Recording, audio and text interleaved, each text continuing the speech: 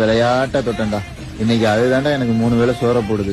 நீங்க என்ன வேணா படிங்கடா, ஆனா ஒரே ஒரு தொழிலை கத்துக்கங்கடா.